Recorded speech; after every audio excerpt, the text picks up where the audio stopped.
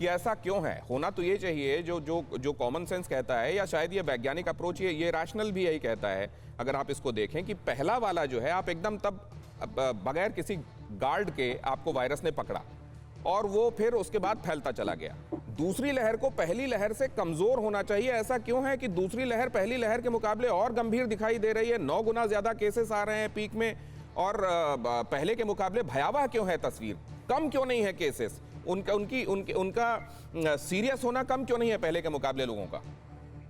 जी, एक अच्छा क्वेश्चन है। पिछली बार भी जैसे कि डॉक्टर लोगों ने भी बताया कि हर बार का, हर डिजीज का, हर वायरस के इन्फेक्शन का एक इसी प्रकार का पैटर्न होता है कि हमेशा पहली वेव जो है वो थोड़ी कम तेजी से आती है, सेकंड वेव में उसका ज्यादा इफेक्ट पड़ता है, और थर्ड वेव में जाते जाते जब म्यूटेशन ज्यादा होने लगता है, ज्यादा म्यूटेट हो जाता है वायरस, तो उसके समय में फिर जाके ये थोड़ा सा कमजोर पड़ता है। लेकिन जो बात आपने शुरू करी थी वहीं से मैं भी शुरू करूंगा कि ये वल्नरेबल ग्रुप को ही अपेक्षा ये है इस बार भी कि जो सेकंड और थर्ड वेव के बीच में जब प्लेटो फेज में है, तो हो सकता है कि आने वाले समय में हमारे जो नन्हे मुन्ने हमारे घर के वो हैं, क्या नाम से, उन लोगों को अफेक्ट कर सकता है, बच्चों को जो कि 18 साल से कम उम्र के हैं।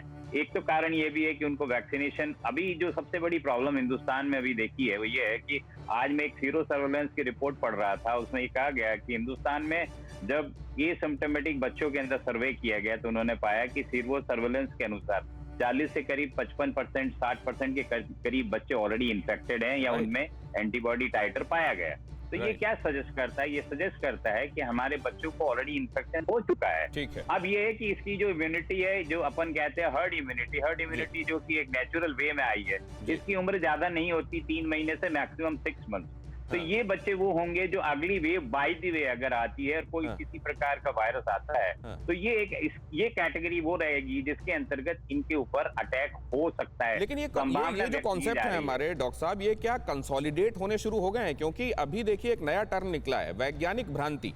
वैज्ञानिक भ्रांति इसलिए क्योंकि पहले मास्क को लेकर WHO कुछ और कहता है, बाद में कुछ और कहता है, कितनी दूर तक ये फैल सकता है इसको लेकर पहले कुछ और कहता है, बाद में कुछ और फाइंडिंग आती है। इसलिए ये मैं समझना चाहता हूं कि क्या ये कंसोलिडेट होने लगी हैं कुछ धारणाएं, जैसे आपने सीरो को लेकर कहा। जरा मैं इसको अमरेंद्र झा के पास लेकर जाना चाहता हूं। अमरेंद्र झा, ये जो बात कही जा रही है हर्ड इम्यूनिटी, अब हर्ड इम्यूनिटी का थ्रेशोल्ड बीमारी के हिसाब से अलग अलग है। इसके मामले में भी ये समझा जा रहा था कि 60 से 80% के बीच में कहीं शायद ये इसका थ्रेशोल्ड होगा। क्या इसको लेकर भी कहीं कुछ जमता हुआ दिखाई दे रहा है या अभी चीजें हवा में हैं? नहीं, ये तो तथ्य है कि 60 to 70% यदि पॉपुलेशन एक बार चाहे बीमारी या वैक्सीनेशन के थ्रू चाहे इन्फेक्ट हो या वैक्सीनेशन ले ले, तो हर्ड इम्यूनिटी डेवलप हो जाता है। लेकिन अभी भी लोग उसको 60% जो समझ रहे हैं। यदि वैक्सीनेशन की बात ले लें या इन्फेक्शन की बात ले लें, तो मैक्सिमम अभी 10% अपना जो पॉपुलेशन है वो इन्फेक्ट हुआ है और वैक्सीनेशन लिया है। तो अभी हर्ड इम्यूनिटी काफी दूर की चीज है। ठीक है। न्यूज़ टॉप 9 रोज सुबह 7 बजे और शाम 7 बजे सिर्फ TV9 भारतवर्ष पर।